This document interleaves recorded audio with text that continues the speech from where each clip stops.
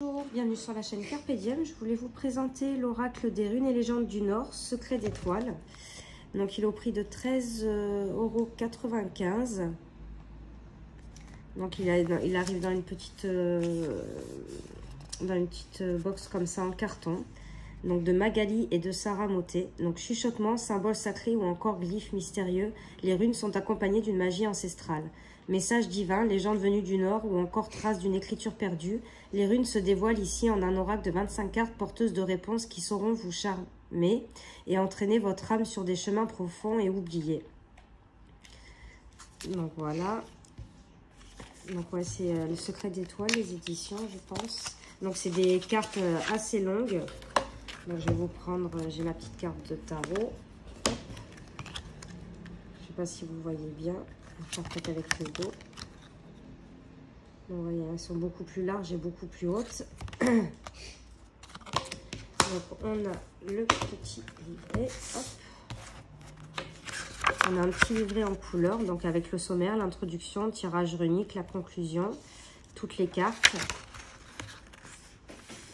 Donc là, on a l'introduction. Donc chuchotement, symbole sacré, glyphe oublié, depuis toujours et aujourd'hui, plus que jamais, ces signes nous racontent une histoire perdue au fil des âges. Ils sont anguleux, simples, archaïques. Le vent les dessine sur des plages de sable anthracite et les efface tout aussitôt. Les hautes futées chantent leur nom. Les constellations sont leurs miroirs stellaires et l'homme s'élève à leur souffle. Donc voilà, après on a un souffle d'histoire, fille des forêts et des froids d'écume, on ignore tout de la naissance des runes. On les dit alpines, étrusques, islandaises, on les retrouve aux quatre coins de l'Europe préhistorique, du Groenland aux Orcades, de la Russie à la mer d'Irlande, elles rayonnaient, s'échangeaient, se gravaient, se courtisaient. Depuis le IIe siècle, les runes dessinées sur les hautes pierres de Germanie jusqu'au XIe siècle où les poètes islandais les chantaient, les runes ont évolué, changé de parfum et de saison, mais pas de forme ni de force. Les Vikings nous ont laissé un riche héritage gravé. Auparavant, le savoir magique semble avoir été plus souvent chuchoté que figé, dessiné sur du bois putrescible et de l'argile éphémère. Comme si ce savoir avait vocation, l'adaptation et la mouvance permettant ainsi la ductilité de savoir. Nous avons pris comme référence le futarque ancien datant du 8e siècle. Il est composé de 24 runes auxquelles nous avons ajouté la rune blanche, celle sans nom.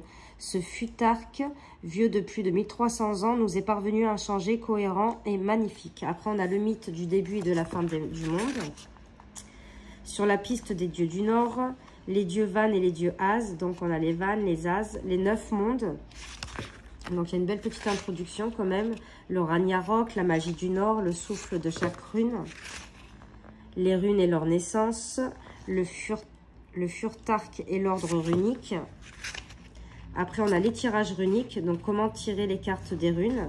Donc, on vous dit de choisir un endroit calme, s'accorder un rituel personnel, avoir une plume, un coquillage, une bougie, un cristal de roche, les cartes. Après, on a un exemple de tirage, donc passé, présent et l'avenir à 3 cartes. On a le tirage de la croix d'Odin. Et on a une petite conclusion. Et après, on a hop, les cartes, ce qui est repris en couleur avec le titre de la carte, quelques mots-clés et là, toutes les significations des cartes. Donc, c'est comme ça pour toutes les cartes. Hop. Et après, on a une petite bibliographie à la fin. Donc, voilà. Donc, le dos des cartes, il est comme ceci. Les tranches sont neutres. Donc, alors, je suis désolée pour la prononciation des mots. Alors, Féu, je ne sais pas si ça se dit comme ça. Hein. Uruz, Turizaz, Anzuz, Raïdo, Conan, Gebo ou Gebo, je ne sais pas comment on dit, Winjo, Agalaz, Notiz, Izaz, Gérant, Iwaz.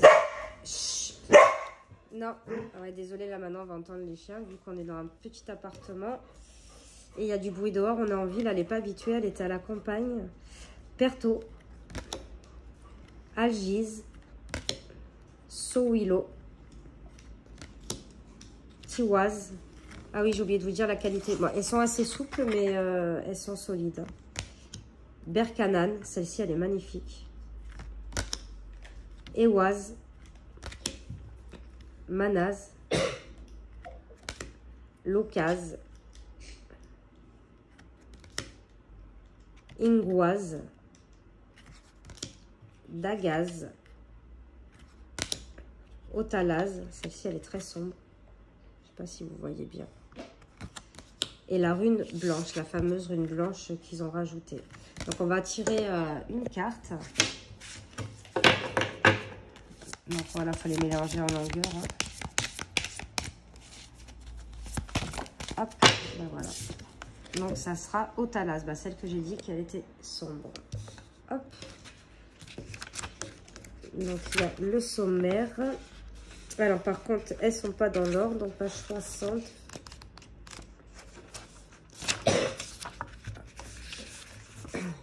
Donc, alors, la terre, loi sauvage, écho. Otalaz résonne comme le mugissement de la corne, le rappel des clans. Elle est terre sacrée, manne, ossuaire et renouveau.